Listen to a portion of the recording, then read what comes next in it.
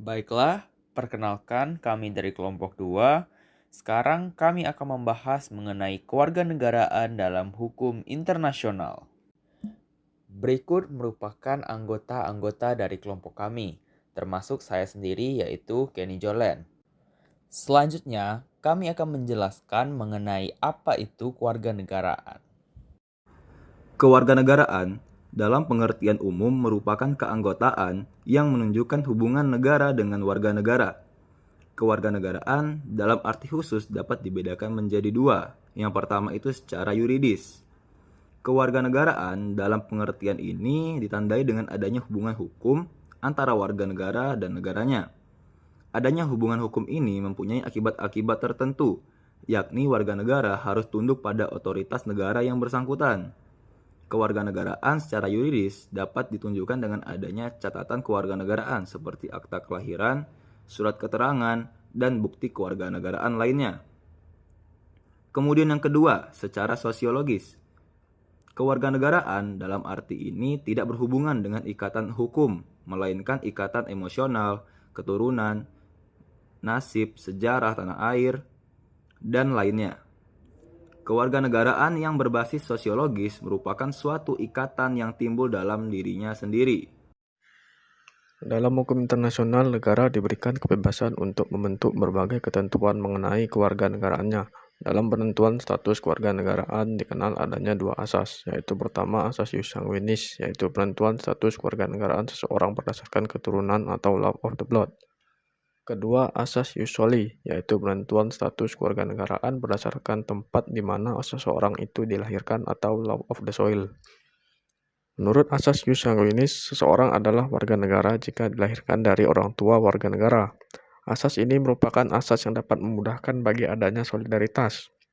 Asas jus sanguinis mendasarkan diri pada faktor pertalian seseorang dengan status orang tua yang berhubungan darah dengannya. Apabila orang tua berkewarganegaraan suatu negara, maka otomatis kewarganegaraan anak-anaknya dianggap sama dengan kewarganegaraan orang tuanya. Selanjutnya, menurut asas jus soli, seseorang yang dilahirkan dalam wilayah hukum suatu negara secara hukum dianggap memiliki status kewarganegaraan dari negara tempat kelahirannya, sehingga siapa saja yang dilahirkan di negara-negara tersebut secara otomatis diakui sebagai warga negara.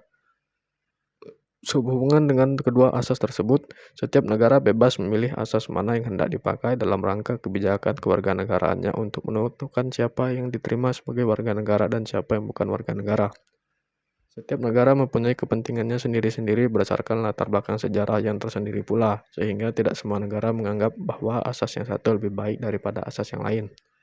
Dapat saja terjadi di suatu negara yang dinilai menguntungkan adalah asas jus soli, tetapi di negara lain justru asas jus sanguinis yang dianggap lebih menguntungkan.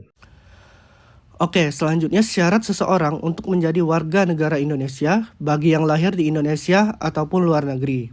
Yang pertama, untuk seseorang yang lahir di Indonesia.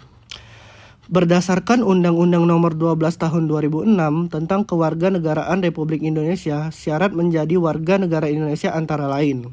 Yang pertama, mempunyai pertalian darah atau keturunan ius sanguinis dari ayah atau ibu yang memiliki kewarganegaraan Indonesia. Yang kedua, orang tua asing tapi stateless atau tidak jelas kewarganegaraannya. Yang ketiga, anak lahir di Indonesia dan tidak mendapat kewarganegaraan dari negara orang tua. Yang keempat, anak terlantar atau tidak diketahui orang tuanya. Berikut dokumen yang dibutuhkan. Surat keterangan lahir rumah sakit, KTP dan KK orang tua, akta nikah orang tua jika ada, dilaporkan ke Disduk Capil untuk akta kelahiran. Selanjutnya, bagi seseorang yang lahir di luar negeri, syarat untuk menjadi warga negara Indonesia, yang pertama, mempunyai pertalian darah dengan ayah atau ibu yang memiliki kewarganegaraan Indonesia meski lahir di luar negeri. Yang kedua, ayah atau ibu warga negara Indonesia tetapi lahir di negara yang menganut ius soli atau berdasarkan tempat kelahiran, maka akan mendapatkan kewarganegaraan ganda. Sehingga harus memilih kewarganegaraan saat usia 18 tahun dengan waktu 3 tahun tambahan maksimal menjadi 21 tahun. Jika tidak memiliki kewarganegaraan, maka status warga negara Indonesia bisa hilang. Berikut dokumen yang dibutuhkan. Yang pertama, akta kelahiran lokal, dilegalisir atau diterjemahkan. Yang kedua, paspor orang tua dan anak jika sudah ada. Yang ketiga, akta nikah orang tua. Yang keempat, dilaporkan ke KBRI atau KJRI, lalu ke Disduk Capil Indonesia. Baiklah, selanjutnya membahas pergantian kewarganegaraan. Mengganti kewarganegaraan pada dasarnya adalah proses hukum yang melibatkan dua sisi, yakni melepaskan kewarganegaraan lama dan mengajukan kewarganegaraan baru. Di Indonesia, hal ini diatur dalam Undang-Undang Nomor 12 Tahun 2006 tentang Kewarganegaraan Republik Indonesia.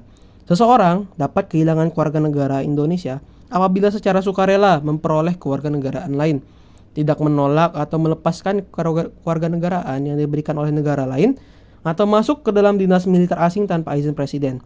Proses pelepasan kewarganegaraan biasanya dilakukan melalui pernyataan resmi dan prosedur hukum di negara tujuan. Sebaliknya, bagi orang asing yang ingin menjadi warga negara Indonesia atau naturalisasi, terdapat sejumlah persyaratan yang harus dipenuhi.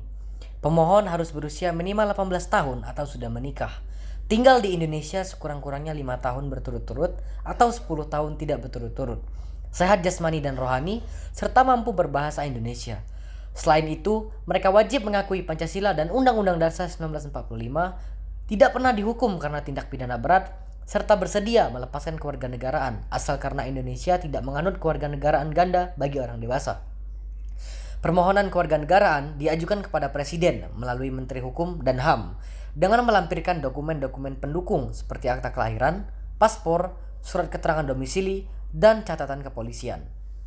Kerjasama pertukaran tenaga kerja India-Jepang. Pada KTT tahun India-Jepang 2025, kedua negara sepakat untuk melakukan pertukaran lebih dari 500 orang dalam 5 tahun ke depan, termasuk sekitar 50.000 tenaga keterampilan dari India ke Jepang. Kesepakatan ini ditunjukkan untuk mengatasi kekurangan tenaga kerja di Jepang, terutama di sektor teknologi informasi, perawatan kesehatan, dan manufaktur, sekaligus memberikan peluang bagi tenaga kerja India untuk mengembangkan keterampilan dan pengalaman internasional. Program ini mencangkup beberapa instansi utama. Yang pertama, Visa Negara Terampil mempermudah pekerja India dengan ahli khusus untuk bekerja di Jepang dan memenuhi kebutuhan sektor strategis.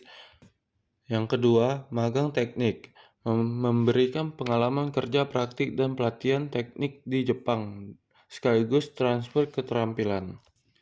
Yang ketiga, pertukaran pelajar dan akademik memberikan kerjasama pendidikan, penelitian, dan inovasi antar universitas kedua negara. Yang keempat, pelatih bahasa dan budaya Jepang membantu pekerja India menyesuaikan diri dengan lingkungan kerja dan sosial di Jepang. Baiklah, mungkin segitu saja penjelasan dari kami. Sekian dan terima kasih.